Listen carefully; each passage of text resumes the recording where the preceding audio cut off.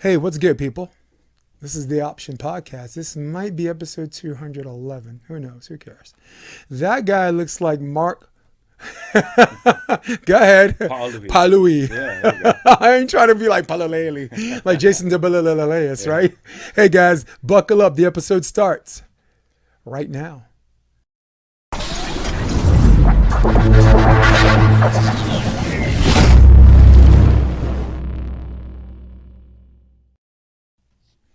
It's good, Mark. Fancy stuff right there. It sounds good. Yeah, man. Looks good. Yep. Hey, I look good, you look good, but for everybody watching and everybody listening, you asked, and ask, and you shall receive. Because for me, I've got to give the people what they want. Dun, dun, dun, dun, dun, dun, dun. So first of all, welcome to the show. We got a lot. Thank you so We got much. a lot to talk about. In fact, I think I'm gonna go on old school right now, live, and see if we can mess with some of them guys, some of them old heads for a minute. That would be fun, right? So, there's so much to say about your playing career and so much that you bring to the sport. But give me permission to start present to past and hit the rewind button. Let's talk about Sure. the elephant in the room. Mhm. Let's talk about Hermosa Beach. Let's talk about Hermosa Beach Open. We understood. I'll set the table for you because I could talk a lot, but at some point I need to shut up, right? AVP wasn't putting on Hermosa Beach. You had this vision of how you could see it happen. What was the inciting incident that sparked the dialogue, or what was the inciting incident that sparked the vision? My man, Mark, the floor is yours. As we all know, unfortunately, the AVP wasn't able to host for whatever reason this year in 2024. Shortly after that, when they announced that, the city contacted me and said, "Look, what is it going to take to put this event on?" And I said, "Well, prize money and the players' commitment, Right. and then the rest would be able to be happening. That's it. That's the primary things. That and the fans." Those are the three primary things, at least in my perspective, to make sure this thing would happen efficiently and properly. Not so much the prize money being the big thing, but it does add a lot to it and really inspires the athletes. Plus, in the situation we are today with the Pro Tour, the prize money would be a good gesture and a good way to get the players to really commit to this and be a part of it. So that was kind of the three main drivers, and that's what it started off as. Yeah, I think. Well, let's talk about the easy part, the money, right? The money's gonna make it something attractive, right? You have like a $60,000+ purse. Like, I'll give you an example. Atlantic City. Mm-hmm. Atlantic City, I'm just gonna say for East Coast guys, sorry about it. Atlantic City's a dump. That's the place where if you play in July, you're gonna get third-degree burns on your feet. But if there's $100,000 prize, if there's a purse, Yeah. We'll be there. they're gonna come, Yeah. and you wear the sand socks, and it burns through the sand socks, Oh, I've right? played And there. and Played there multiple times. geez, so I really like how you I'm gonna actually post this in a group, guys. We're going old school volleyball. Are you freakers ready? Let's go, old school volleyball. There we go. Yeah. So how about the timing? What inspired the Wednesday qualifier for everybody at home? It's going to be a Wednesday qualifier and Thursday, Friday, Saturday main draw. Were those just dates available, or was just a creative mind? No, it was more of a dates available thing, and it's when we started working on this back in November, it was like, okay, what's the dates we wanted? And originally I was trying to think, well, maybe there's two choices I wanted: this date that we currently have, the weekend after Labor Day, and maybe in between Chicago and Manhattan Open. And then quickly understood that being between the two would be a lot for the players to be able to go to be in Manhattan and Hermosa, and kind of putting it a little too close to Manhattan wasn't the first thought. So we decided in talking to the city that the second week or the weekend after Labor Day would be the most efficient for the city to be able to help support it the way they'd want to. The only downside is that there was already events that were locked into that weekend, including a concert on the beach in Hermosa on Sunday. So we wanted to avoid that, was the original thought. in hindsight, I think this might work out for us. Football's back in the season and stuff, so maybe this will kind of, even it out and help out. There's a lot of potential future stuff with that as well, because we have a movie on the beach on Saturday in the city of Hermosa, and then we have a concert on Sunday, and there could be some synergy with the event and those other events going on that weekend for the city that really makes it a fun weekend for people to come out and really enjoy all of what Hermosa has to offer. So my hope is moving forward that might be a tie-in for everything. When you look at the NBO, you look at this nostalgic thing, right? And every year, not this year, but every year, you go there and it's electric. The atmosphere is good. The finals for men's and women's never disappoints. And it looks like the tournament that saves volleyball until Monday morning, right? Except this year was weird. I thought the semis were electrifying, and defying irony, right? The team that won the men's are the team that didn't go to the Olympics, and the team that won the women are the team that doesn't even train here. But the net result was the same. Like it's this great tournament that just makes you feel like really good about being a beach volleyball fan. Mm-hmm. I'll start from that plateau. Beach volleyball coaches, is it worth it? Coming out here and this and that. Beach volleyball, of course, the players. Yeah. Having Rob Aspero on court one. That was a lot of fun, because Rob Aspero is what I would call an all-purpose commentator. Like if you need him to do it by himself, or if you need him to do play-by-play, like setup. I did with Randy, like a setup guy, or if you need him to do color, or the other way. There's only really like 5 guys that do that well. Everyone can do it, all right? Yeah. This and that. Anyone that plays the sport can do it. But as far as guys doing it well, and as far as me just being real, levels to this, whatever, he doesn't get the credit he deserves. So I was really happy to see him there. Yeah, and I agree with that for sure. He also, he can be the MC. You can put him out in front of the people, and he can introduce you. He can tell you what's happening on the court, and he does a great job with all of that. And I think the part of this whole thing for guys like you and for him, and who do a good job with all this stuff, is the passion for the sport, right? And that's kind of what gets us involved and gets us into trying to do our best and trying to get as much information, and being a part of the sport and getting involved with it constantly is a way to get all that information, so you can bring it to the people who enjoy watching it but maybe don't live it like we do. We kind of live it and learn it. Yeah. And sometimes you're in your moment, Yeah. Well, before we talk about being in your moment, because for my fans, I got the total package here. I got a player, I got an organizer, I got a coach, I got a commentator, I got an MC. It's all rolled up in one. Old school, what's up, man?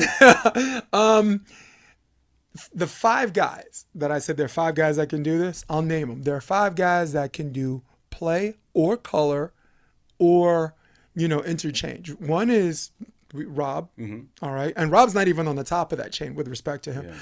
Matt Prosser. I really love listening to him do FIVB, and I'd love to work with him someday. Who else?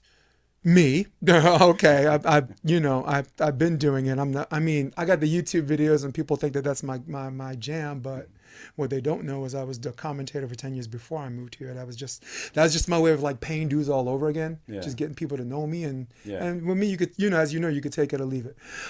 Travis Mueller. Yeah. I think Travis is really, really good at doing play and color or whatever, and never mind his ability to write. Breathe life on paper, on a screen, That's a talent for sure. Yeah. I'm a little bit jealous of him because, because for him, he was at least young enough to play. Yeah. Right? So you come here and you're good enough to play or whatever. And 10 years ago, I'm also left-handed. I was probably would have been Travis. Maybe not as good, but whatever. But at least you go in and people see you love the sport and you play or whatever. And I did play in the Manhattan Beach Open, but enough about me. I want to talk a little bit about you. And now that we hit the present thing, and now that we covered this thing in the field of players, right? Yeah. In fact, I'll pull it up. Yeah. Who are some of the teams that you're excited about coming? And every one of them. I'm just happy that the people that signed up and were able to play. I know there's people that made it a little tough because it is pushed back in the week and they couldn't, participate in it. Mm-hmm. But in general, every one of the people who are going to be a part of this event have signed up for. I'm really stoked that they are, and obviously the people who are more in the limelight are our Olympians. that played in Paris are going to be there. I think except for Cloth and Nuss. Unfortunately, I'm not sure what they've got going on, but everybody else, and including former collegiate and Olympians like Tina Gradina is playing. Tina's coming? Yeah. Wow. Cool. We got an Italian Olympian. Ranghiri. Yeah. Amazing, huh? And tell everybody who he's playing with? Miles Partain. So it's a really interesting and exciting team that I personally would love to watch play and see. We also have Theo and Sam Shatter. Shachter, yeah. Shatter, yeah, from Canada. Shachter's going to Motherloo first. Is he really? He's going to play with Jeff Samuels first. Oh, nice. And of course, their finals actually ends on Memorial Day. Yeah. Like Chicago's ends on a Sunday. Yeah. But it's good to get the extra day to get a little bit of exposure. And then Sam is, I guess, on a plane. Yeah. Or behind a wheel headed straight to Hermosa Beach. So I love it. I think that's great, and I think it's great that these other internationals and there's a bunch of other internationals that are partnering with the American player, and are coming out to play in Hermosa Open, which a lot of international players have never been able to play in Hermosa. There's been only a handful that made their way as an AVP player and never been opened up to an opportunity for international players to partake in this. So actually, here's a nice little flyer. I like this. Look at how this thing looks. Yeah. You got Ranghiri. You got Miles Partain. Yeah. No, that's some good stuff. Yeah. There's the sponsors. Yeah. Look at Hagen Smith with that St. John set. Did you see his release? It's like, yeah. Yeah. All right, cool, man. I think he's better hand setter than his dad was. Yeah. On the beach, crazy. Indoor would be different. But I mean, like, who isn't right now better hand setter than her dad? I mean, there's a debate. Now you're on old school. Now I know. I don't debate, right? Right off the bat. And now the video is chopping. Now it's trying to kick us out. Like the video resolution, it exceeded the data rate, so it's not like you can't be on old school. It's too hot. But yeah, you're right. Actually, screw it. Let's talk about hands right now. There's been a dispute, and I'm glad I get to talk to Mark, the player, now. Mm-hmm. There's been kind of a dispute about hands calls, or hands being looser, or hands calls being looser. And I'd like for you to go first. And this is my wheelhouse as a coach too, but I like to defer to some of the referees that I talked to live about this. We had 40 minutes worth of conversation. Matt Laveau, Troy Schlicker, and Carson. God pray for him. Hope he's doing, better. Yeah. Talk to me about the discrepancy on what the non-calls are and what the hands have changed to, or what you think devolved into. I think they just allow obviously a little bit more this time of how the release is made, and how I mean, some of the refs explain it that they want to see whether it's they want to see a quicker hands on the ball, kind of similar to what they do indoor. Right. Whereas in history of beach, or what beach has always been kind of setting that standard, it's always been that maybe a split longer hold of the ball, but more control of the ball. So we didn't want to see that spin on the ball on the beach. We wanted to see more of the legs, using the legs, and really putting the set up there with the good solid contact with the ball, not holding the ball, but that split. And people who are in volleyball will understand what I'm saying by this. It's not the indoor thing where you just kind of just flip your wrist, so to speak, and let the ball fly. Whereas beach, it's you're using more of your legs and pushing through the ball a little bit more, so it has a little split second more of a hold and in control of the ball. So if they set the standard at that, is the way I look at it, throughout volleyball and beach volleyball more specifically, then they'll have more control of the ball that way, instead of letting people just use their wrist or above arms type thing and just kind of snapping at the ball. And so they always have this argument between the two of like, oh, well, they should have a better set. The ball should be clean coming out. And I agree I'm more of the old school traditional way. I think there's a way to do it. I think all. It's how you trained. It's how you trained. It's what you know. Yeah. Well, right. I mean, I've played with both, and I've done both, and I see it. And until this day, I still play, and I have fun with it, and I get away with a lot, and I can do the indoor or the style that they want now on the beach kind of, and I can do more of the beach style. And I still feel like even you can do the actions these athletes are doing now if you would practice a little bit more of the consistency of I consider more of a higher level skill than just kind of jumping up and throwing the ball out there, which some of these guys do. I think they're great. They're not even getting called. I would never call them. But there are some that they do. I'm just like, whoa, why would they even let that go? And to me, you must know karate because that set looked chopped. Yeah, right? Yeah.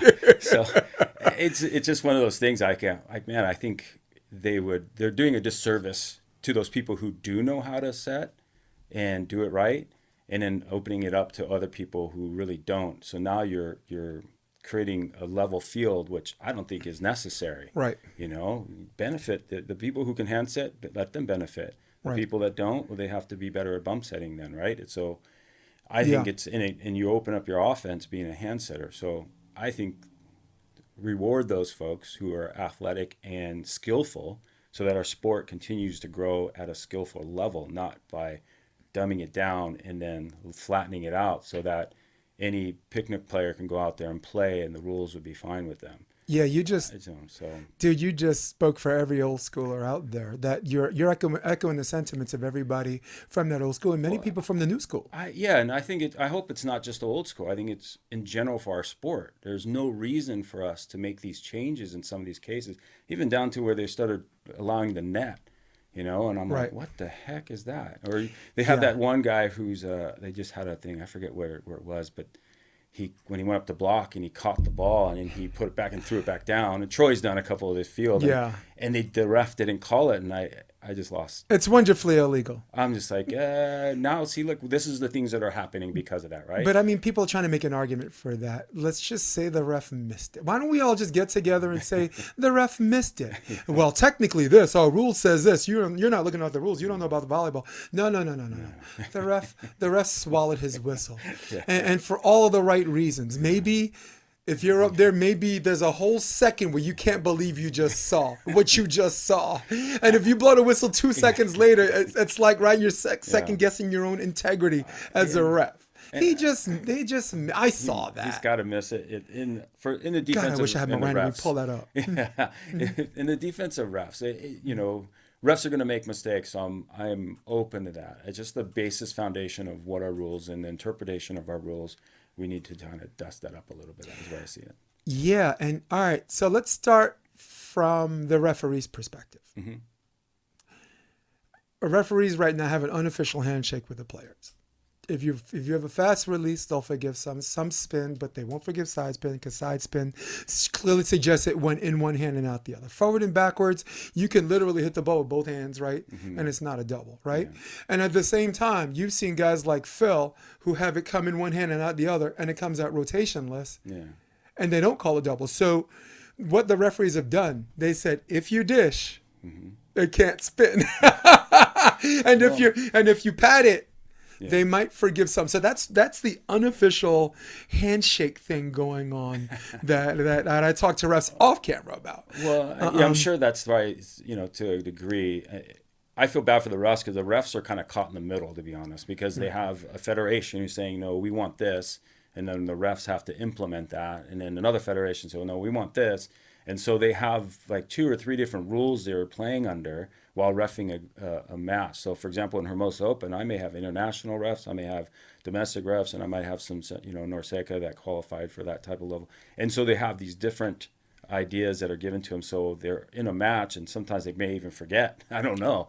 And then just the human error, period, is that people are going to make mistakes. The refs make mistakes. Hopefully they don't. They minimize it as much as possible. The other key part is if they do set the standard in a game, they need to go through the whole game that way. Right. If they miss one, fine. They don't have to make up for it, but set that standard right off the bat. Amen. So, I saw Paul Sunderland in an NCAA game a couple of years ago. I think it was Wisconsin against Texas. And someone power dinked it, right? Yeah. And, the coaches came at the refs a little bit, and everybody's like, Paul, your thoughts? He's like, you know what? If they don't call it, I'm okay with that. He's like, and what I'm not okay with is when game 4 comes, it's the first set, right? Yeah. He says, what I'm not okay with is game 4 comes, and you're down 22-21, and then the ref decides to call to actually make the call then. Yeah. And guess what happened? This dude, listen, Paul Sunderland makes mistakes, but he's a Mystic Mac as far as what he foresees is going to happen. Yeah. in the fourth set. Almost the same score. It was 1 point. It was 21-22. Instead, it was 22-23. They called a lift. They called the throw on the power dink, and you heard him say, "What did I say?" He just said. So I just wanted to use an example because I thought me and you, the audience, could just share a laugh. That rule, that new, what do you call it? Whatever. But it's the rule that happens, right? It's like, oh shoot, that's going to happen later on in the match. It's going to come out. Something's going to happen. And so, that's why I'm saying the consistency throughout the match of that. You got to kind of be consistent. That's the hard part for the refs got to do. So. Well, Dave Carson, when he came on, he said the most intelligent, almost escapist line a ref could have. He says, check with your league. Yeah. Yeah. Because in Connecticut, where he's in New Hampshire, right? In Connecticut, they have grass tournaments where they have an actual rule. If it turns a whole time, if it turns one whole time, which you have to...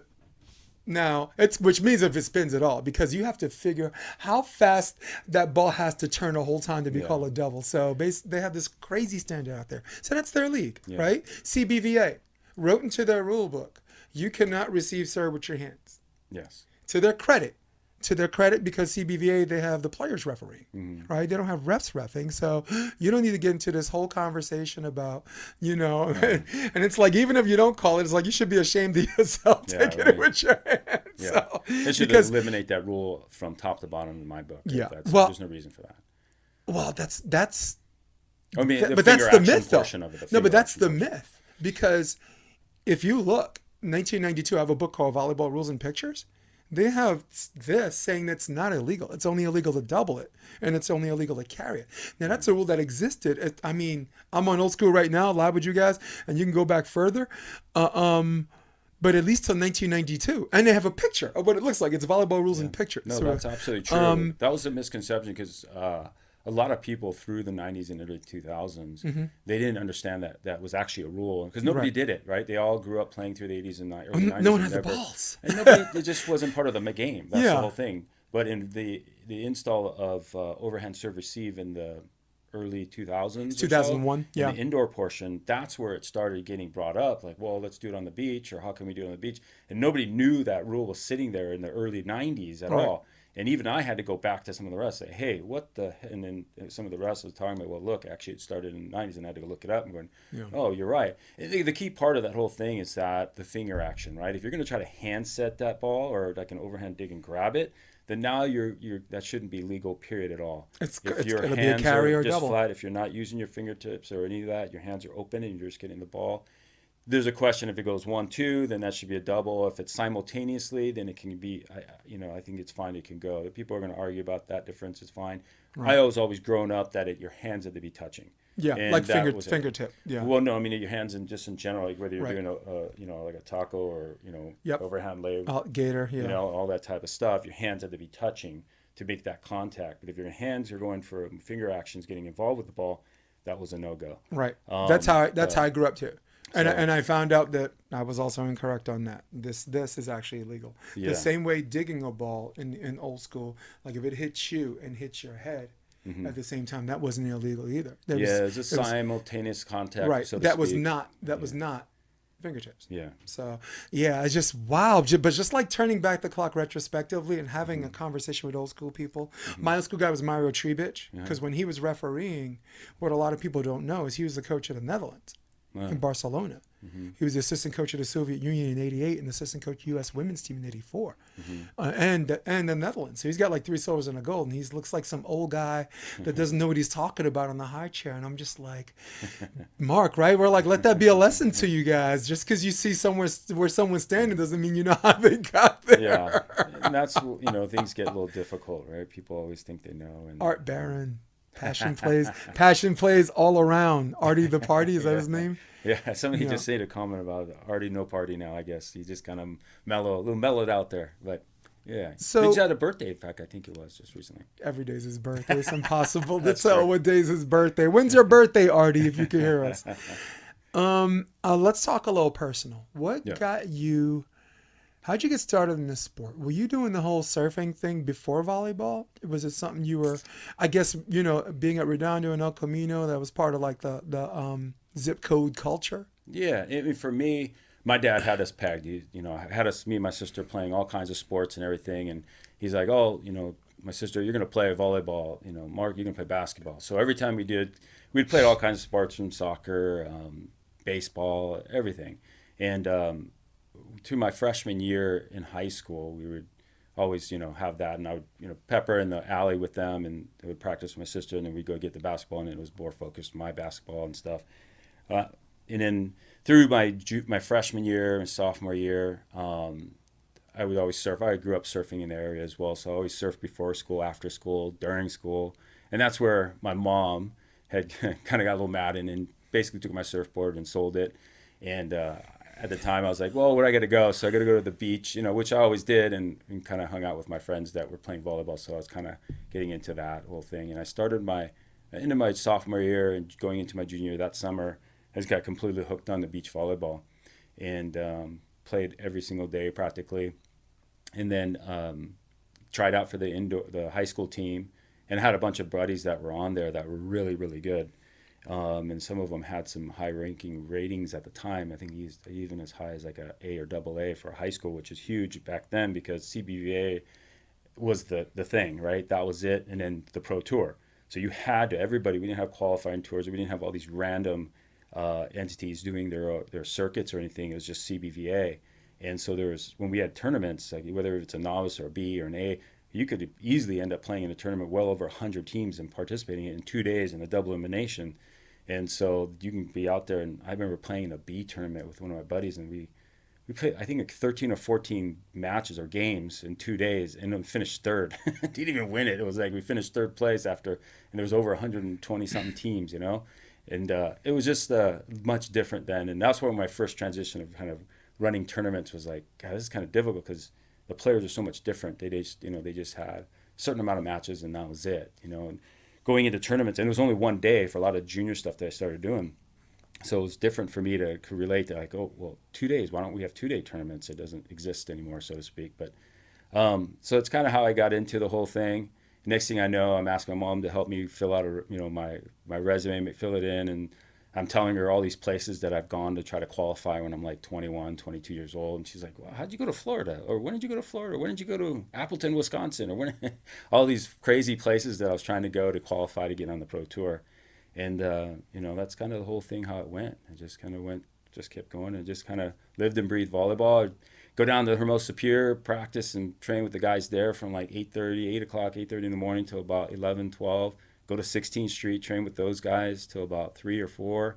Then I'd head down to Nob Hill and then play with those guys because they'd be getting off of work and they'll all be down there playing. Yeah, that was the after work. That was the after work spot, right? Yeah. So Art says he was at the player party on Quali Day 50. You missed all the greats. We were out there like Mark's rule of mandatory player party for sponsors, where real memories happen. Looking forward to seeing the Redondo Lifestyle Surf, aka Outrigger Club, hold the player party next year. Glad we're live, guys. You never know who's going to drop in. Yeah. So was there, and I've asked other players this, and I think it's just as fun to ask you the same question, and it bears repeating. Was there a particular tournament or a game where you left, and the way you left the game, you tell yourself, I can do this for a living? Was there a defining moment, or was it a gradual build-up? Or was there a tournament where everyone was just like, wow, and then you left like, wait, I can do this. I can probably do this professionally.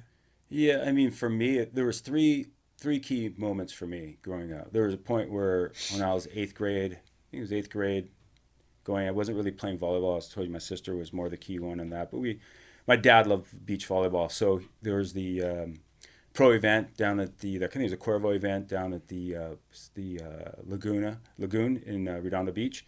And so we went down there, we rode down, and I remember watching the guys play. And now that I look back and realize who it was like Craig Freeberg, Pat Powers, I think maybe even Hovland on this one court, and a couple other guys. And they were just warming up, bouncing balls, and there was like a fence lying around. I was just outside the fence.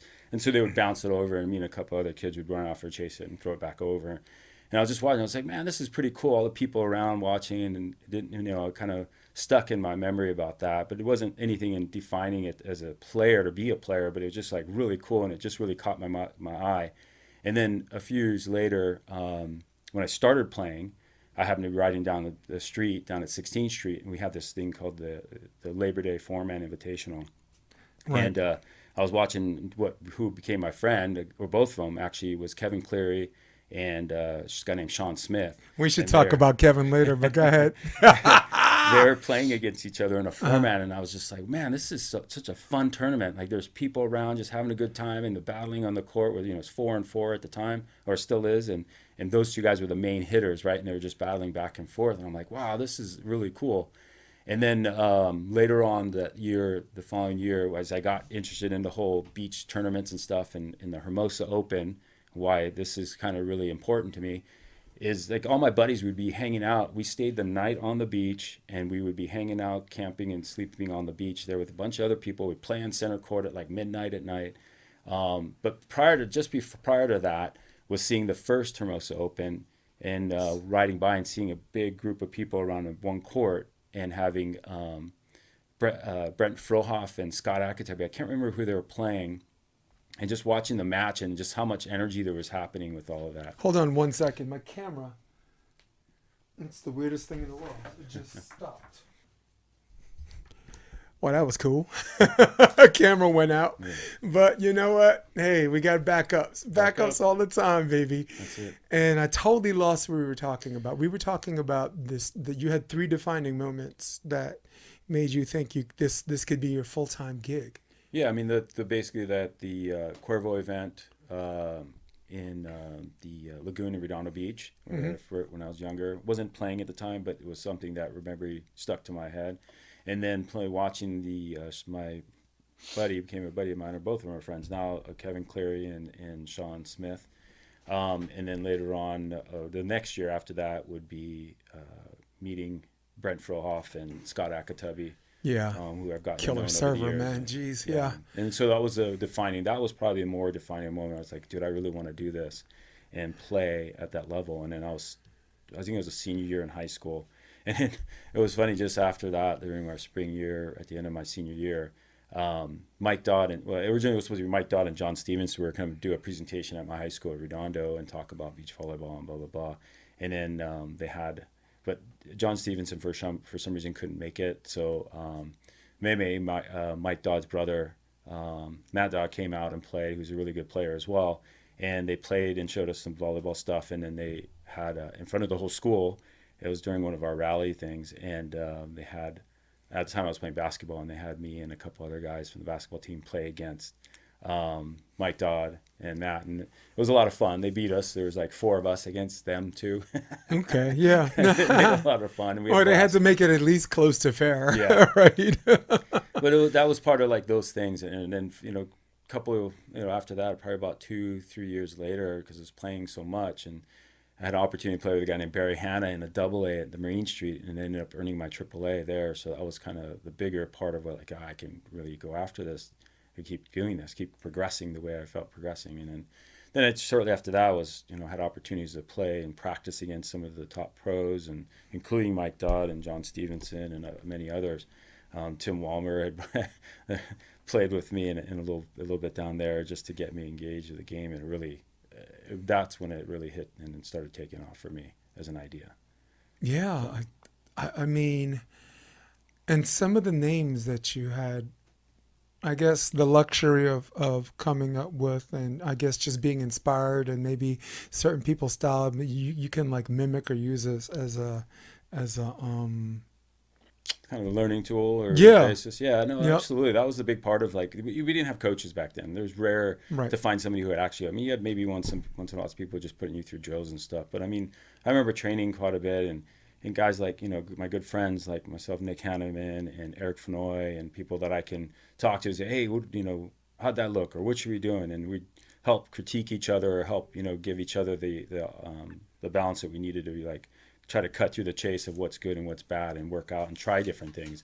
I think that's one thing that a lot of players benefit and maybe kind of not benefit from, meaning that we would try things, just constantly pushing self. So it's kind of cool to see a guy like Taylor Crabb and Miles Partain, who are really innovators are like pushing things and trying to figure things out. You don't really see too many players kind of doing that. And back then, majority of the players were like that because there was nobody telling us. We just kind of did everything ourselves and worked through all of that ourselves. And the players now have coaches who can help streamline them to a better position and place in teaching if they're the right coach to really help them progress faster and more efficiently than we did. But then they kind of lose a little bit of that creativity as well. There's that, right? Yeah. So. Yeah, it's kind of interesting that they want you to, I mean, very much like I'm a theater performer. Mm-hmm. They kind of want you to do it a certain way, do it like everybody else. Then you do it like everybody else. They're the same people that ask you what makes you different from everybody else. It's just, and it's really cool that you mentioned Partain and Crab because as far as the personalities and like their motivations towards the game, couldn't be as different, more different as night and day, right? You got one guy who's always playing to win. Taylor Crabb doesn't even like to lose the game of table tennis, right? Mm-hmm. And then you got Miles Partain, who's like one of the most unassuming individuals we ever met in the sport. Like, they're like, "Do you think you're gonna win?" He's like, "I don't know. You're right. I'm just here to play, right?" Yeah. Which I think when we're sending men's teams to the Olympics, I was kind of okay with Miles because his unassuming nature made the stage not as big, right? When they beat Mullen Sorum. Remember that tournament? They beat Andres Mullen Sorum in Poland in the second time in the finals. Yeah. They weren't thinking we got to beat them. They weren't thinking I'm here to win. They're just playing volleyball and let the cards fall where they may, and they fell. And and of course now look, they got good coaching in the Norwegians, and I knew they were going to crack the code. but. Yeah. No. That gave us hope. Yeah, no, absolutely. I was sad. Look, I was sad, Trevor. I'm biased. Mm-hmm. You and I are infinite personalities, infinite backgrounds. I'm a Brooklyn kid. Mm-hmm. But the one thing we both are, as I record this, I forgot to press record. There we go. But the one thing we both are is we're volleyball purists. Mm-hmm. We're not fans of a particular player that we follow one more than the other, right? Mm-hmm. And I think I'm doing okay in that regard. Yeah. How am I doing so far? Yeah. But with that being said, my favorite players for men, like I am fascinated by Theo, and I'm fascinated by Trevor, which is crazy because they decided to make a team. Maybe they were thinking of me when they made the team.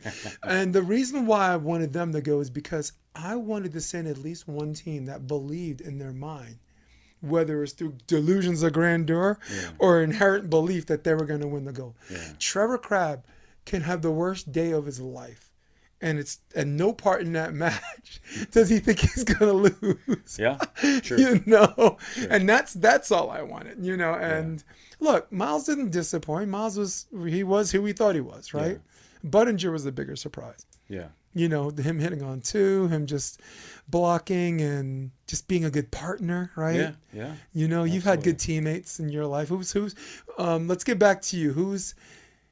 Who is someone in your career? And I actually have your BVB, which doesn't do justice because it doesn't include Cuervo and all these ridiculously great tournaments you played in. Who would you consider a good teammate or a good partner? Or like a partner where you didn't have to deal with your partner? There's quite a few. I mean, I was pretty lucky. I was lucky and unlucky in a way, the way my career went. Like I was a part of this amazing time of the AVP where I first started in like 93 and through 96, early 97, where we had amazing prize money and the hype and the peak of the tour. So I was a part of that. And the players that I played in those events, I was very lucky. I had good partners for the most part. I didn't really have too many that were too difficult. But the ones that I feel like I learned a lot from was like Anginio Basile. Right. He was at the higher echelon. He was a little higher level than I was, but there was occasional times that I ended up playing with him or had the chance to play with him, and I learned a lot from him. I even had the opportunity to play with the Hav in a few events. And that was an amazing experience in so many different levels with that. But in the volleyball learning and portion of it, it was pretty amazing and learning a lot about that. I've had, Guy's the epitome of old school. Yeah. Isn't he? Yeah. He's got that competitive gene. You know what I'm saying? Yeah. Yeah. And it was funny because, knowing him and seeing him, it's just like, oh, man, I get to play with the Hav, I get this funny story. We're playing in Muskegon, Michigan, and our match was coming up, and Matt Gage was our tournament director, and he's on by the tournament board, and Hav's in between me and Matt Gage, and I'm kind of sitting in the player tent, and Hav's yelling at Matt Gage, why are you putting us on court 8? No, we put us next on center court. And he's yelling at Matt Gage, and Matt Gage kind of like peeks his head over and can see me behind Hav, and he's looking at me, and I'm telling him, no, don't put us on center court. I don't need that pressure. You put him, and now he's got a decision to make. So when Gage just says puts us at court 8, and so that's the last court out there, and Hav is losing his mind. He's so mad, and Gage is like, sorry, no, you guys got to go play. And then Hav goes, God damn it, all right, Paaluhi, let's go. And he starts yelling at me to go, and I'm like, okay. So I got my stuff, we walk, and he goes out the fence, and I make a right-hand turn. He goes, no, let's go this way. And I'm like, what do you mean? The court's that way, we got to go around this way, the stadium. And he's like, no, let's go this way. And I follow him, like, oh, shit. So we walk down stadium court, and we're walking down the side. Meanwhile, Ken Steffes and Jose Loyola were playing together in a minute. Right. And they're playing on center court in the middle of the game. And we're walking down the side, and Hav looks up to the crowd in the stadium and just starts yelling, hey, the Hav is playing on court 8. Let's go. Come on. The Hav is playing on court 8. And you see people kind of rustling around going, oh. And so you see people starting to get up and start following us down the steps to go to their court. And I'm just thinking like, oh, like how many people are coming? But it's funny. They're all like, oh, yeah, the Hav is go. Yeah, let's go watch the Hav. So they start walking down the stadium, and they follow us all the way to court 8. Next thing I'm peppering with Hav in the middle of court 8, warming up and stuff. And the team, and there's probably about 3 rows of people deep around our court. There's tons of people watching now. I'm like, oh, shit. And it get funny because we're peppering. The guy's like, oh, yeah, there's the Hav. Let's watch the Hav. Yeah. And all of a sudden, kind of like, oh, who's he playing with? Who's he playing? Oh, no. So, it was your deepest fear. They're doing a Conor McGregor. Who the is that guy? Exactly. And so luckily we won that game, but it was funny. It was very interesting in that fact of what was, how it went down and everything. So it was cool. But yeah. Now, I was a pure indoor guy before I moved here, and I knew beach players because Amari lived in New York for 10 years, and I knew him, and I used to use Amari to cross train Central Park. Mm-hmm. I was a pure, and he's an former indoor player, so he was always inviting Elvis, whatever. But the first time I saw Hav, Team Cup Volleyball. Oh, a friend had some VHS tapes of Team Cup Volleyball, and educating our audience, Team Cup Volleyball, because at some point everyone knows what the hell we're talking about. At some point we got to keep them up to speed. So Team Cup Volleyball was basically 4 teams, 4 really good sponsors. Yes. So you're talking Toyota, right? Yep. Which had all the USC guys, had Dvorak, had Timmins, Timmins. Then you had Paul Mitchell, which is Divert League. Dodd was on that team. I think Alan Knipe was playing middle on that team. Stetson was their setter. Yeah. And then Hav was with Toyota. Yeah. Coca-Cola, and there was a 4th team. Yeah, I'm trying to remember that. And Alan Allen was on one of those teams. And Adam Johnson was on one of the teams. Yeah. So, guys, basically, Team Cup Volleyball was all of the beach players get together and they do this 4s, indoor 6s. And everybody plays each other like round robin style. But here are the rules, right? It's rally to 23. No, I don't think it was rally. But you had to be... It was side out. Scale. Oh, side out. Yeah. So but the 10-foot line was moved to the 15-foot line. And one player from the back row was allowed to come up and block. I didn't know something they threw in Watch there this. Before. I'm plugging. We go on the YouTube right now. Yeah, go this for is Team Cup Volleyball. I don't know how long it went, but the one I watched, a very small sample size, was 1994. Yeah, that would be about right. So, and I know I'm pretty sure they did it in. I think that might have been towards the last of it. They were trying to be creative, if that's the case. It was more than creative. It was amazing. Let me show you the video of where the 10-foot line was, and Mark Jones. Wow, that dude was fantastic. That was the one who was electrifying. I'm going to take the sound off of this, so I don't get flagged for nothing. But let's watch this together. There's Mark Jones, right? Mm-hmm. What team is that he's on? He's from San Diego State. He was with Paul Mitchell. Oh, okay. Was Divert League or whatever. He does a lot of beach coaching now.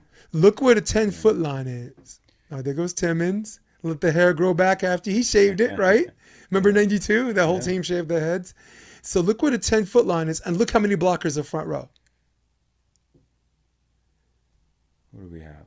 I can't even. So that's 3. Now watch this. There's 4 blockers front row. I'll forward ahead until the next play. Because, for the audio version, sorry guys, you don't get to see this, but the video version, there's Dusty Dvorak. His hands were like 2 rocks, but he was a better setter than everybody else. Like, there were people that set better, but there was no one that was a better setter.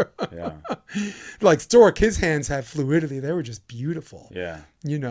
So that's Brian Lewis. Now watch this. Look how many people are at the net.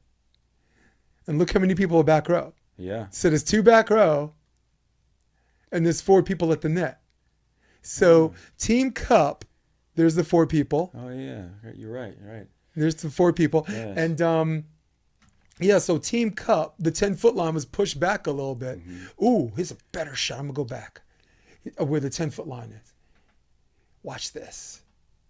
Look where the 10-foot line is. I'm gonna go back 10 seconds. Look where that is. Yeah. That's basically half court. Yeah, it is. I think that's they created more of a front line attack on that, minimizing that pipe and stuff, which I'm not sure if I think they were trying to be creative on it. And I think the beginning, I personally liked it because, you took 4 captains that I think they could have been indoor or beach, I believe, but they had to have X amount of beach players and had to have X amount of indoor, I believe. And it was a good synergy and the connection for both sports, playing at a place, which usually I think, if I remember correctly, was kind of the fall time for us, and it was perfect. It was after the beach season, kind of prior to the indoor pros. Either they didn't have to go overseas or they're going overseas. They didn't start till like November, right? Yeah. And so, if I remember correctly, but for me it was great because I was young. I was in high school. Before that, the first ones I think was like in 89, 90, and we would go and watch those, and it was a lot of fun. We had a good time. So the reason why I liked it, because 93, all the way up to 98, and I'll defer to you because you've been playing as far back as then, there was an overload of just great personalities, right? And when you watch an indoor game, you might see 1, you might see 2 or whatever, and maybe you have 2 on the same team. And Cuba in 92, they were all personalities. Yeah. All the personalities are on the bench until they got whooped, and then they put them on the court. So I want you to picture all of these beach personalities. People, fans at home, use your imagination. All of these beach personalities that are like yelling at the refs, yelling at each other, giving each other high fives, wanting to start fights. All of them bunched together on a sixes team, all right? Just on that's Hav, that's Timmons, that's Dvorak, who's a strong personality. Brian Lewis is a strong personality. Mark Jones is the one that shined the best because the personality competition was a pecking order, and Mark Jones wasn't part of that pecking order yet. Mm-hmm. He was a San Diego State guy and didn't get a chance to roll with the boys. But man, he was the most enigmatic to me because, right? To get your respect, you whether you win or lose, you got to let your thing. Yeah. You know what I'm saying? And I really liked watching him. Sorry, go ahead. Yeah. No, I mean, it's part of that. I think that's the big part of the beach culture that's kind of lost in a way. Mm-hmm. And, part of this Hermosa Open that we're putting on is kind of hopefully kind of bring back a little bit of that. And part of that is just having access to the crowd. And prior to all this, in the earlier days of beach volleyball, I think a lot of that character was brought up because a lot of the people played and just lived the beach lifestyle. I mean, nothing against the athletes now. They come down. It's great. They get to train 2-3 hours, and then they leave. Whereas, we came down, as I explained how I did my training, it was, the pier, the 16th, Nob Hill, eat between 16th and Nob Hill, and then do it again after that, wake up next morning and do it again, And that was the rotation I had. So I was at the beach, and I hung out with some pretty electrifying people and personalities in each one of those groups. And when I had gone to a certain level, then I moved myself up to Marine Street. And so then it was 16th Street, Marine Street was my circle of rotation of practicing and training. And so as I progressed, and all the other groups in beach volleyball, especially in California, had those locations all the way up from Santa Cruz down to Pismo Beach and to down into here in the South Bay with State Beach. They had their their pecking order, so to speak, and their pastime and their rotation there. And Marine Street had their characters and how all those people there, 16th Street, then all the way down to Huntington and Newport and Mission Beach down in San Diego. So, and Moonlight Beach there. So there was all these pockets of people you kind of felt you were part of. And that was the other thing too, is when you go play any tournament, whether it's CBVA, a qualifying tour event, or the Pro Tour, you would find your pocket of people, and you would want to make sure you beat those other locations. In fact, you know, so you have teams that were from State Beach, and you had some players that would intermingle and that would play and partner up with a Marine Street and a State Beach guy, and things like that, or vice versa. But that's why I think it was kind of more the foundation of where all those characters and that pride and that excitement of beach volleyball kind of originated from growing up through those days, at least. And it also made us competitive on the world scene. Look, we had a leg up on beach volleyball because it was played more here, right? But Mike Dodd will be the first one to tell you, like, when him and Whitmarsh played some of those guys, right? They won. They had more experience. But he saw the super athleticism and said, if these guys ever start playing like us, they're coming. Yeah. So, like, Mike Dodd, I remember in an interview somewhere, I don't even remember when or where, but he'd mentioned that. There was a foreshadowing. Of what was to come. And I think the disappointment from a lot of old schoolers is fair is a place where they judge pigs. Okay, like this attitude that we had in the 90s we're arrogant, but we back it up, right? And this attitude we had in the 90s was, if you don't like it, then beat us, right? And this I'd like to see a little bit more of that instead of the whining and crying about hands. I'd like to see a little bit more of that about, it's a short code, not fair, and this and that. And this is the same zip code that's consistent with pulling yourself up by your bootstraps. This is the same zip code that says, nobody cares, work harder, right? Yeah. So for me, I guess, I've not been part of that clique. I'm a one-man clique. But I say be who you are, right? And if when that happens, then we're back in that picture. Then we're back on that scene because it's there. The coaching could be a little bit better. I ain't gonna lie, because I've been coaching for 26 years, and I know good coaching because as an indoor coach, a lot of the good beach coaches were former indoor players anyway, just like the whatever. So I just like to see a little bit more of that. Like Kristen Nelson, Taryn Cook got good coaching. They got a good facility. Drew Hamilton is no joke. Drew Hamilton is on the same level as Russell Brock, who is their LSU coach, right? Yeah. Jeff Alzina, one of my favorite coaches on the East Coast. Not for everybody, but he's for me. Yeah. Right? The Partains made their first main draw. Who was sitting under that umbrella? Yeah. It was him, right? The most important thing, and I'm coming back to you, you're the 6 degrees of separation. You're the 6 degrees of separation because everybody knows each other. They know each other. They know each other through you.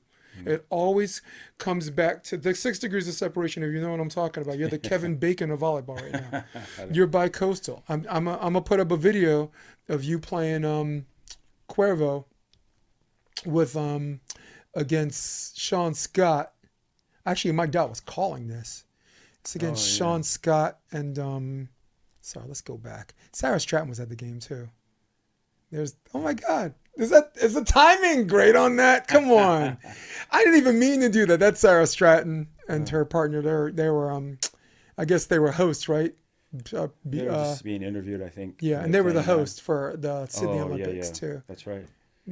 That was the only 1 or 2 times they had 3 teams represent a country. There's only 2 per country, but the 2 times that there were 3 was 96, right? Yep. Sinjin got in. Yeah.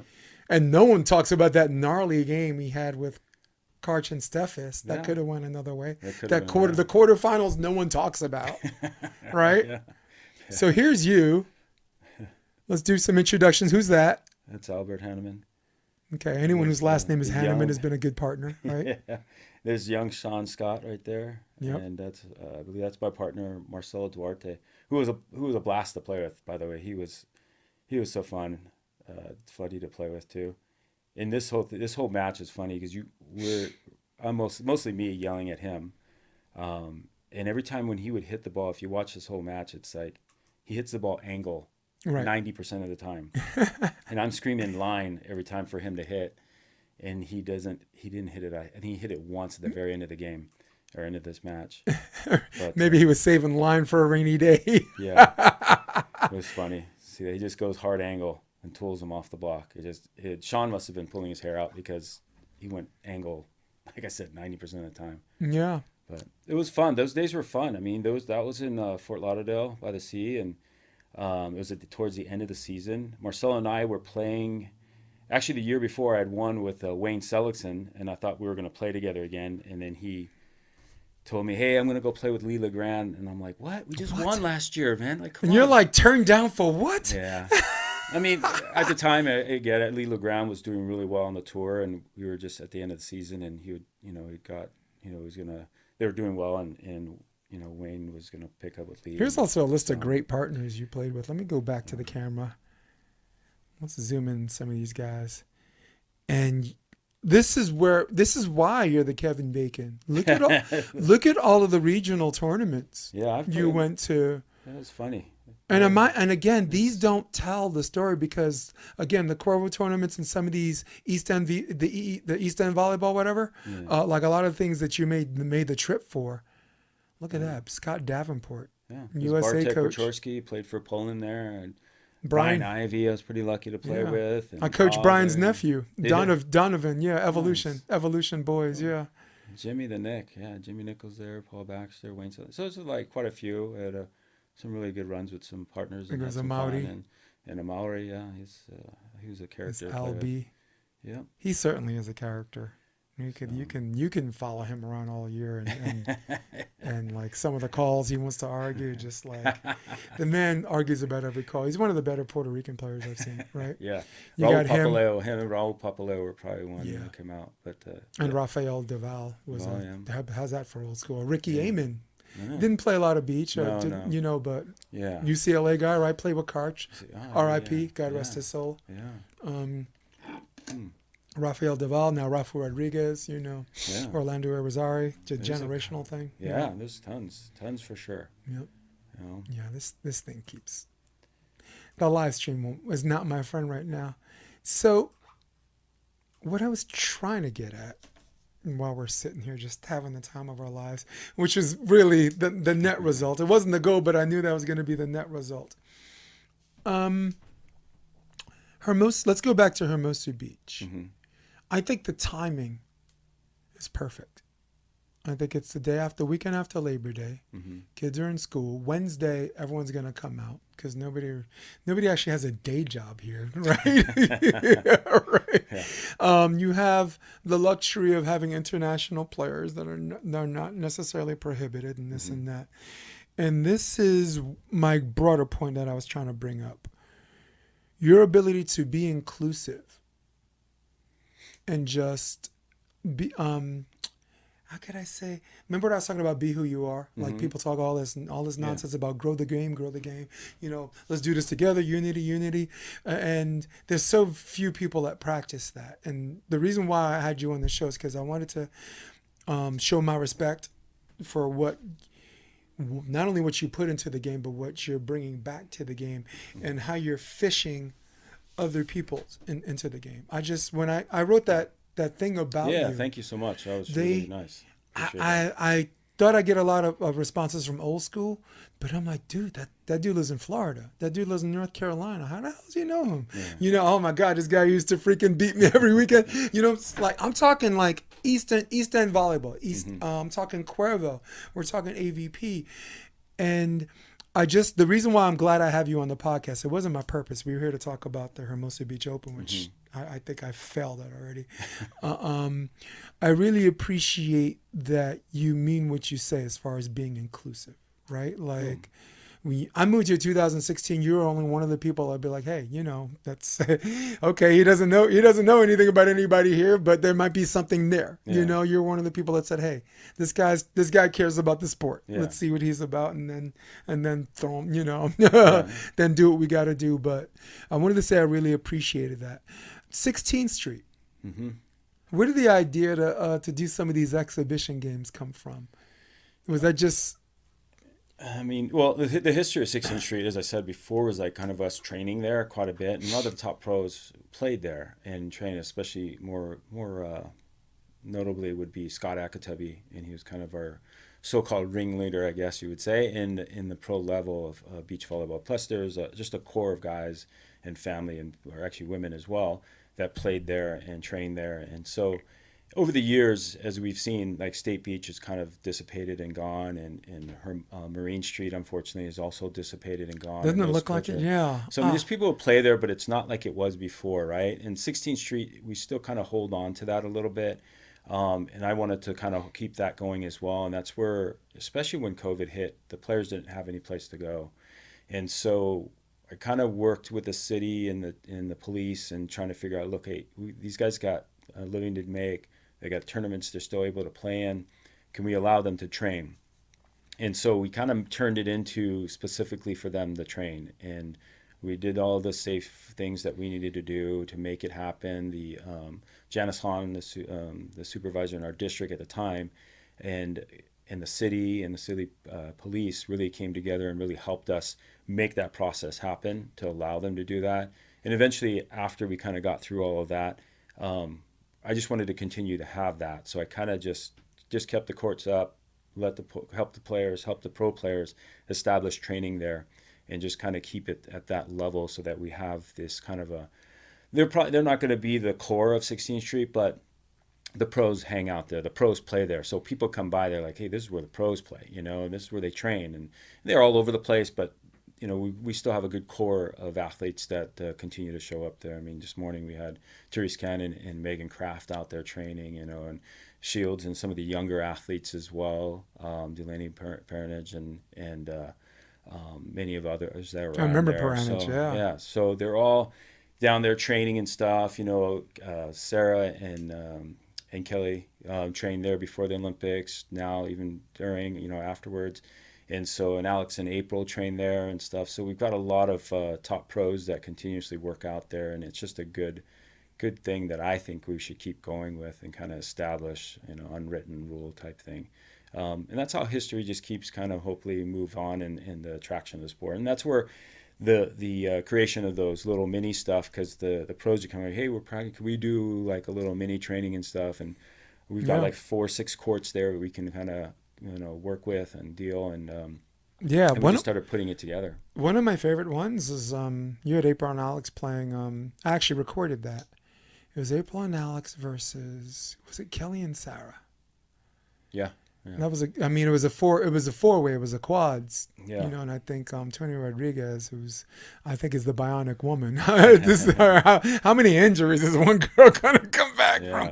That's one of my favorite matches. I liked Qatar versus Trevor and Try a couple of years ago. Mm-hmm. There's nothing at stake, no money, right? Yeah. No points, just 4 guys beating the living hell out of each other. Well, that's the thing, is like that's what brings it back to the roots, right? It's like there's no money, guys. We'll throw a ref out there, everybody pitch in a couple bucks and pay for a ref so we can make it somewhat structural and competitive, and the focus is on their game. And so when it came to the women or the men doing the King of the Court or King of the Beach or King Crab's beach thing, it makes it fun. People can just come up, pull their beach chair up and sit down and watch, or sit there on the strand and watch and hang out.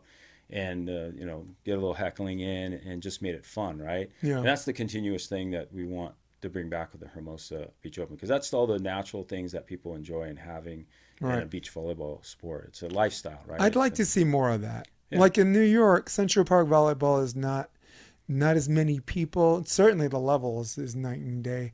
But what we do have on a random Thursday or basically every Saturday and Sunday are just a bunch of us ordering Chinese food. They're delivering it to the park. We got this guy named Mojito J that has like a blender, a battery-powered blender, 5 mojitos for like $20.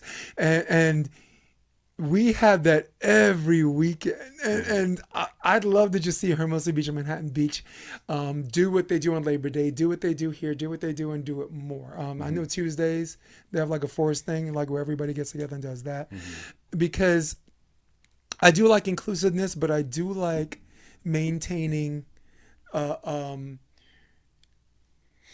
what volleyball is about, because volleyball's not, some people volleyball, like my wife volleyball, she plays volleyball, it's a sport to her, it's just something she does. Volleyball means more to me. Volleyball is like a culture, like you use the C word. Yeah. It's a way of life. Yeah. It's a way of life, and it's saved so many people's lives. Just it's provided an escapism for some people. Absolutely. And when your escapism becomes your career, you got to be careful with that. Like me, I do karaoke twice a week, so I don't lose my mind, because this thing became my career. Yeah. And I'm really glad to see that. I'm really glad to see that on the West Coast. The East Coast, it's smaller, but because it's smaller, we were doing it more because it's the same group of people. It's not, there is no regional thing. It's in Central Park, right? So, which we have 2 courts. What's your thoughts about having qualifiers on the day before the Open versus qualifiers for regional winners? Do you have maybe any thoughts or a comparison and contrast on that? Yeah, I think for me, I think the sport is pretty simple in the fact that how it should be laid out in regards to the process to be a pro player or become a pro player.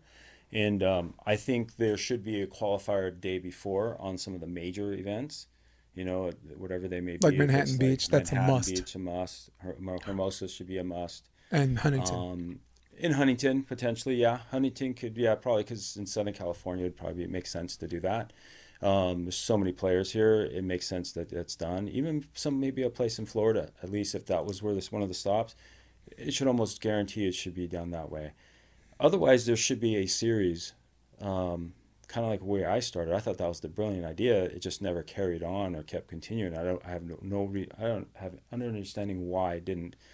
But I thought it was a great way. I mean, guys like myself, Nick Hanneman, James Fellows and stuff had the opportunity to come in and make an impact to the sport. The following year, guys like Greg Ryan, Raul Papaleo, Todd Rogers, Dax Holdren, who really made an impact. That was an opportunity for them to get qualified and make through. So it was like, and Dane Blanton and Ian Clark were part of that at the beginning part of me, but they did so well, they kind of just jumped the gun and went straight in because they were successful as they had the opportunities for those day before qualifiers getting into the main draw. I think there should be those, like you said, and then a series of like 8 to 10 stops at least a year. So then players can know, like, hey, I can go these here. And at the end of the year, they know they're in or they're out for the following year. And then that makes it more, structured for them to be able to get in. And then it helps you weed out the people on the tour who are just kind of hanging on and holding on, and weed them out. And they either have to get kicked down to the qualifying tour to try to make that process back in, or they need to make sure when they get in, they score high and they stay in that loop and keeps that feeding system. That's probably the biggest issue we have right now, is more on the men's side, is that we don't have a feeding system that keeps pushing the wheel, so to speak, and progressing these athletes. When we have maybe 5, 6 pairs or 10 athletes that are really good, but we don't have anything really kind of pushing them, as many people as pushing them that should be. Where the women's, it's eternally different. On the college side is just huge. They're getting amazing training from guys who are coaches that were former players, like Olympians, like Todd Rogers, Dane Blank, and obviously. Well, Rogers was a coach before he was a coach. Right? Sure. A little bit, but sorry, go ahead. I mean, that's why he's called the professor, right? He just kind of studied the game, and for him, it was kind of a natural way to take that viewpoint of the game and progress with it, and it benefited him. Obviously, he's not your fastest guy, he's not your biggest jumper, but he's got everything, other tangible thing that you can possibly do to be able more successful on the tour. And the sport is doing all the things that he was able to do. Well, college beach volleyball, because you were talking about the men, and I wanted you to finish that thought about the men, if you had one, but because I wanted to talk about the women. The women, what college has done is instilled a level of professionalism, not just physically, right? That's already a given. 10 months out of the year, you got this facility, you got a coach, that has this preseason, this commitment, this workout, the strength and training, the sports psychologist, the nutritionist, God knows. So that physical, but like the mentality of being a professional and how to approach and how to conduct yourself during and post college has lifted the women's game because they're just more serious. I'll give you an example. NCAA beach, it's not a men's sport, right? Indoor. Well, I mean, they have very little. No, but indoor But indoor men's, we only offer 4-point scholarships per team, but I think that changed. They're changing that to 18, which is going to be great. Yeah. But here's the point I was trying to make. Every college has a women's team. Like Notre Dame doesn't have a men's team. Texas doesn't have a men's team. LSU doesn't have a men's team. Syracuse doesn't have a men's team. Michigan doesn't have a men's team. All of them have women's teams. But yet, when you go to the qualifier and you look at this, the field numerically of the women and the field of the men on any random California tournament, be it Manhattan Beach or whatever, you're going to see it's almost like 80-40. And it's 80-40 because the women are professional enough to be like, if I don't think I'm going to make the main draw, I'm not going to waste my time. I'm going to go somewhere else. I'm going to train or whatever and this and that. Where there's just this oversaturation of male players, like there's a nostalgic thing, right? Look, you got Kevin Cleary playing in the qualifier, right? We know he ain't making the draw, but I'm not trying to say that wasn't fun. Yeah. But I just want to ask you this question based on your experience, because I'm always going to defer to you. In the women's circuit, if there's 40 teams, how many of those women's, and there's only 4 spots. Let's just say there's 4 spots, 40 teams, or 50 teams, 4 spots. How many of those women's teams do you think believe they're going to get one of the 4 spots? I would say like 35 of them. They believe that. This day and age, yes, because of the competitiveness Right. of those Now collegiate athletes. let's go to the men. How many of those guys, like 4 spots, and let's say there's 60 teams, how many of those guys in their heart of hearts believe that they're going to get one of those 4 spots? Let's be real. Well, there's for the guy's thought process, there's the ego, right, that gets in the way. But is, sometimes what it is. If you don't believe yourself, is the way I look at it. If you don't believe yourself in what you're doing, if you truly wanted to get into the main draw, then why are you doing this, right? Agreed. And the other part is, there's some guys who just want to have fun and just go and try and see what happens, right? So you're right. It's different. The mentality portion of this, and it's funny because when I played, it was opposite. You had the men's field that was gigantic. We had a lot of people pushing each other. Because it was how many teams? 32? Yeah. And so it was just different. It was just so much more. Like I said, and when I played in tournaments in CBVA, it wasn't unheard of that 100 plus teams would be competing in a division, in multiple divisions, So, and the girls were much smaller. And now it's flipped its head because of college beach volleyball, which is absolutely carrying our sport. And these athletes get out to be so much more competitive when they come out of there. They have to believe, right? In their college team, the coaches are telling them they have to believe, they have to be successful. It's part of the whole thing of their student athlete experience to be successful. Yeah. Now, it's not everything, but it's part of the win because the coach wants to win. Of course. So that's part of the whole thing. Well, he'll be out of a job if he's not winning. Exactly. There's that too. Yep. Let me show a clip of Kevin since we're talking about him. He's going back to the service line. Oh, I just blacked out. Sorry, I'll go back to that. Sorry, get back to that, people. This is what happens when you tech your own show, guys. Miranda, I miss you. I'll plug it back in, see if I can get back in. But yeah. You, everything you said is 100% true. I've been having these weird technical issues. Oh, there it is. I'll go back. Here it is. Let's go back to Kevin at the service line. Let's go. There he is. There's our guy. Now, this is his 44th or 45th consecutive Manhattan Beach Open. And look at it, look at the shoulders of the pole. Look at the technique. You're one of the best bump setters, by the way, because you didn't you weren't lazy with your moves. No, I had to become a good bump setter because when I was growing up, that was the whole thing. Like we had the peer pressure of hand setting was really strong. Yeah. And so you have any guys dig that yelling, went 40 feet or more, you're like this, and then nope. And even if it was 10 feet above your head or 5 feet above your head, you're like, everybody was critiquing you. It was kind of this thing, and it's like people would let you know. Everybody, people sitting on the side who don't even play volleyball would let you know. Right. And so that was kind of a thing, and that's the downside of the old school ways, is that it really put pressure on some of the players to really develop. Now because of like just playing format and having fun and me hand sitting, I've actually gotten better.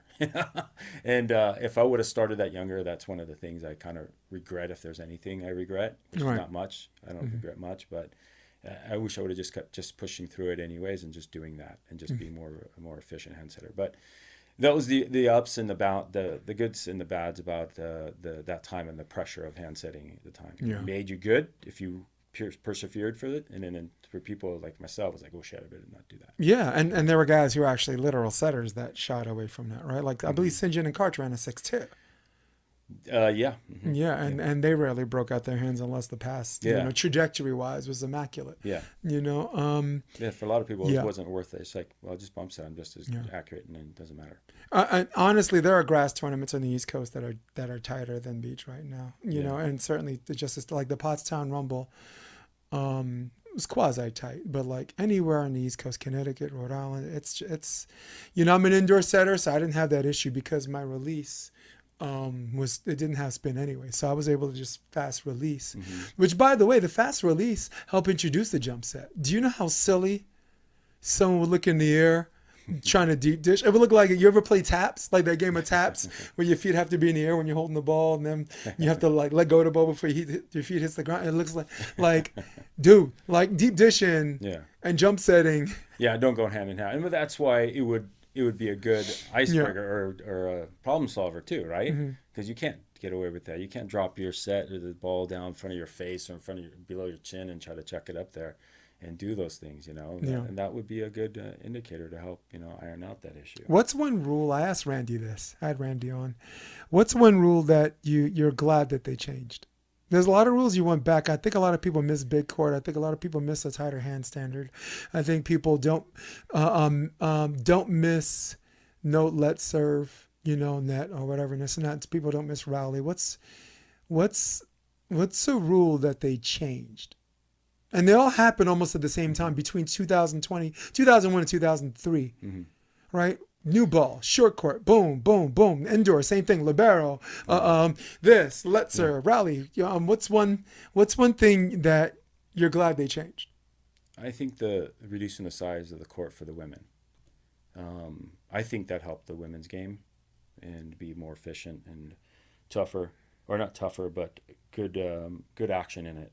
Because before, it's already tough enough that the net is a little bit lower, rightly so, because of the physicality of the height of the athletes. But the shrinking of the court, because the women, sometimes when I was practicing and training, I would drop the net down just to get practice in passing, because it's tougher to pass the ball in their net. Yeah, it's tough. And working with some of these athletes now, I'm just like, whoa, that's a tough serve, But the size of the court, I think it made sense for the women to be able to do that. It made sense to have that and really bring out the game of the women's game, I believe. Nothing against the big court before. It was more of a gladiator way of playing beach volleyball, meaning it's more of a physical conditioning thing, which the women obviously proved then too as well. But this, I think this seemed a little bit more efficient for them. It's no wonder they're like better passers than we are. Certainly prettier passers. Like think about everything like your juniors coach, your club coach teaches you, all the way up to the NCAA coaches who have the emphasis on just those basic fundamentals. Like you look at a woman hold her platform. She's holding it out there, a non-exaggerated hold that allows, for all you coaches out there, it's basically hard wall, padded wall, right? You throw the same ball against a hard wall, comes back the same way. Padded wall might be different. So holding your platform gets rid of the padded wall, creates that hard wall effect. Your setter can order the hot dog, eat the hot dog, ball still there, I'm going to set it. So, right, girls have that, right? One move to the ball. You don't see a lot of girls making two moves to the ball unless it's easy, right? And if they're a midline passer, that requires two moves by its definition, right? Straight and simple. You don't see them J-hooking a lot of the balls. Like some guys at the end, it's easy pass, no problem. You see them do this. Nah, girls, this, right? Well, they're taught. The college athletes, the junior clubs are all really doing a good job. Most of them are doing a really good job at teaching these kids the right things. So, Well, that's something I brought to the table, when I moved here. Mayor was really instrumental in helping me understand the beach game. I was with him at LMU as director of operations. So my function there was Like when he called me, he's like, "You want to be our director of operations?" I'm like, like director of operations, that can mean so many things. Like in the Midwest, that's getting the coach's coffee. I ain't getting you your coffee, bro. Respect your elders, bro.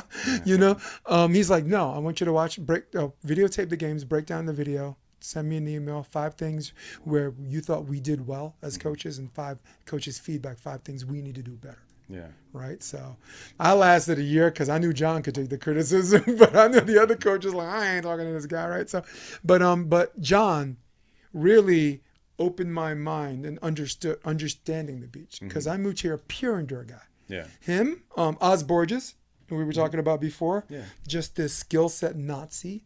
And there's a girl named Patricia DiMaggio. She's from New Orleans. She just passed away. Oh. And she used to play with Camille, like back in the day. And this is the 80s. Yeah. So those are my 3 mentors for beach. But wow, time flies, dude. Sorry about that. Is there any? I want to go to lightning rounds, just fun questions, like a 60-second thing. But is there anything you want? Any special message you want to send to the people as far as the upcoming tournament? Just anything you want them to know? I've been blabbing away, but I wanted to make sure we didn't leave with a broader point.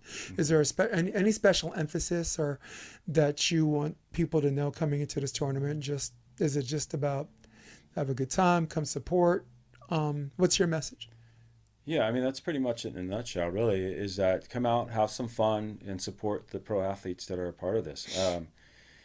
We're not going to have the bells and whistles, right? We're just going to bring it back a few years, in which I think we should probably do as a whole in our sport right now, and really take the horns and just kind of show what we're truly about, and not trying to create a facade about it. And so if we go back, have a great time, we create this pro beach atmosphere where the athletes are the athletes. The main portion of it's there already, right? Right. We just let them do their thing, and we just hang out and enjoy it, and support those players and the spectators and being a part of that, and just go from there. And then the people who are going to be hardcore about it, go someplace else. We don't need you. But Yeah.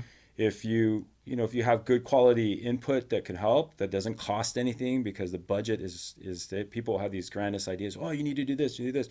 Great. Where do you have the money for that? Like, that's where the question comes in. People don't think about this thing. And so the big part of this for the city of Hermosa, myself, the players, and in our pro tour, is that I hope we all kind of learn a little bit about this, and there's also something that each one of us can take out of this whole thing, from the cost it takes to run a tournament like this. Where do we put the money, and what kind of cost do we actually put into an event?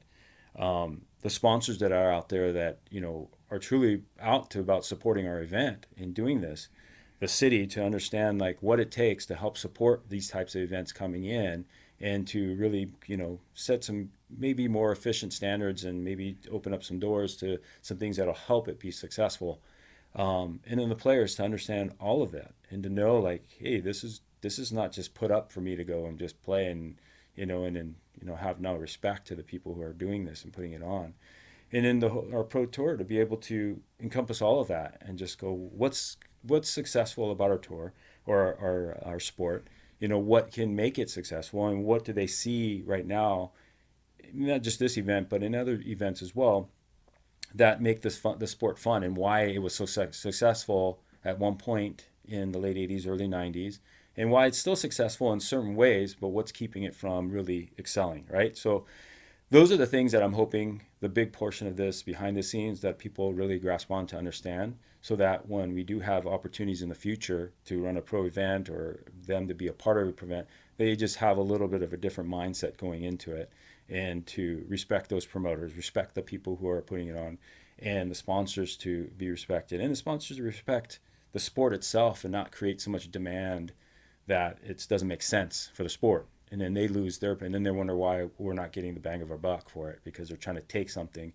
and put it someplace it doesn't belong, or it's too difficult to fit.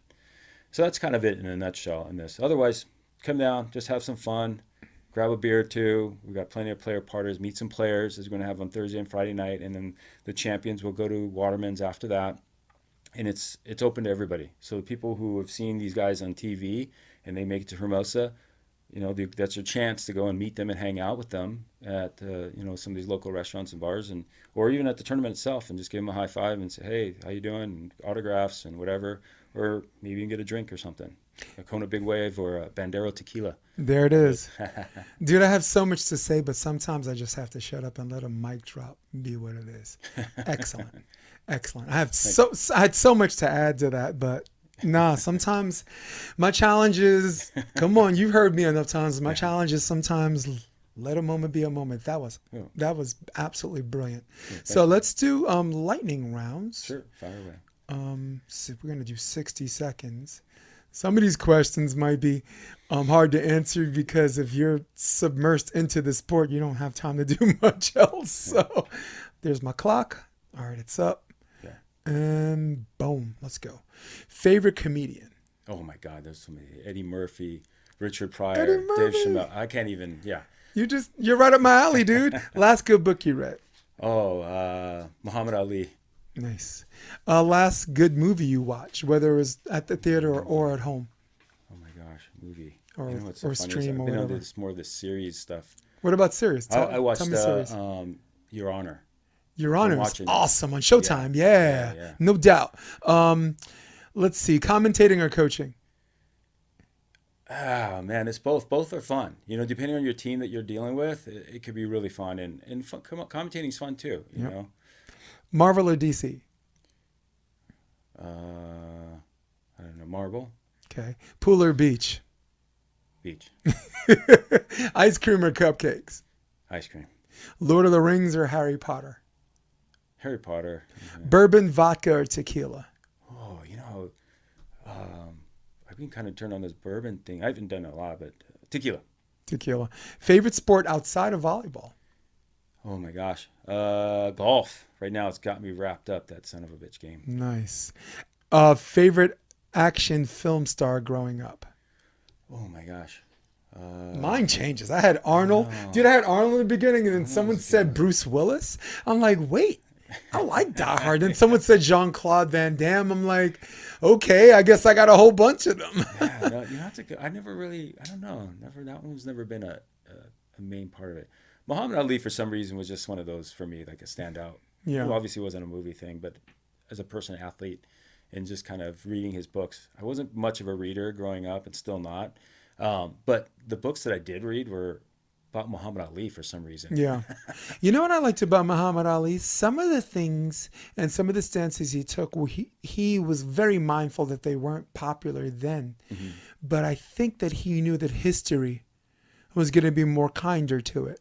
I don't know like his opposition to the Vietnam War, right? Back then, for the World War II vets, it's like, no, if you're called up to serve, you serve, right? Yeah. But in retrospect, I was the right move. Like I'm ex-military, so as a vet, it's I gotta struggle with that too, because I showed up. But I don't know if that. It's hard to say that, right? Mm-hmm. I think it was, to me, just kind of knowing his personality. I think it was just a simple why. Like, why would I go do this if they haven't done that shit to me? They never call me. Yeah, they never call me that. Yeah, right? Exactly. And it was, to him, I think it was just that simple. I think he was kind of we didn't understand, or a lot of people didn't understand, I should say, until a little later. But I think a lot of things for him was just plain and simple. Right. Like, I don't want to do this. No, I don't want to do that. I don't understand why this is this way. And, with, dealing with and hanging out with the Malcolm X and everything, there was an understanding for him there. Yeah. So I think there was some stuff that, with just him was just simple to, like, no, this makes sense to me. And from a sports and entertainment perspective, we can all learn a lot from that guy, can't we? Oh, absolutely. The two best ways to promote a sport, one, handle the bells and whistles. Normally there's another guy that does that. Muhammad Ali was like a one-man team, right? He did his own promotion. But you handle that to get eyes on you. And then when you get eyes on you, you better be good. You have to deliver. So those are the two things. Yeah. Bells and whistles, deliver. Mm-hmm. AVP and beach volleyball has done an okay job with bells and whistles, but then you get the eyes on it. And I was really, really mad at the players when I moved here. I'm like, why are you in a professional match going through the motions? Mm-hmm. Why are you playing a team that you play 15 times and you're feeling at each other by the technical timeout? Mm-hmm. I'm like, do you know there's someone walking on a strand that will make a decision to stop and watch it because it's interesting, or stop for a little bit and be like, okay, life goes on. And even the other players are like, okay, I'm going to go watch another court, right? Remember I just told you Qatar and Trevor and Try? That was a match everyone stopped to watch because they got after it. So that's what I meant about that. Like the UFC, Dana White takes care of the bells and whistles. The fighters, at the end of the day, have to deliver on the pay-per-view, and then the audience. The audience is still the ultimate American Idol judge. They get to decide if that match is boring or if that match was this and that. And but great job with the bells and whistles. Great job being a full-time deliverer back in the day. Great job having you on the podcast, dude. This has been fantastic. All right. So listen, anyone want to know more, give them a particular website or an Insta handle they want to know more about this, Hermosa Beach, or if they want to know more about Mark Paaluhi. Gosh darn it. That's perfect. What else? Give me a website. Give me a handle. Hermosa-open.com. That's hermosa-open.com. That'll have all the information on there. You can click on the registration link and you can see who's registered for this event. And then soon we'll have the full link of the live stream and the brackets for the event starting September 4th with the qualifier event. Hope to have that up in the next day or two at the latest, just so we can lock that all in. And then we have the Instagram panels of Hermosa Beach Volleyball Open, Hermosa Beach VB Open, and then the website of Hermosa Beach Open and Facebook as well. So we have all the information of those places to go. And if you need to find out more, just contact me and we'll point you in the right direction. There it is. Hey guys, Mark might love you guys, but I don't love you. And no, actually I changed my mind. I love all of you guys. This has been a fantastic episode. I love, as we say in New York, I love all of yous. Everybody back there, man. So for all of you at home, for all of you on your iPads, for all of you on your desktop, who runs the world, old school, baby, old school. My man Mark is here. I'm here. This is the Option Podcast. I'm going to hit my music. We're out. Come check out the Option Podcast on optionvb.com. It's also available on iTunes and Spotify and on YouTube under the NY Varsity Sports handle. You're going to love what you hear.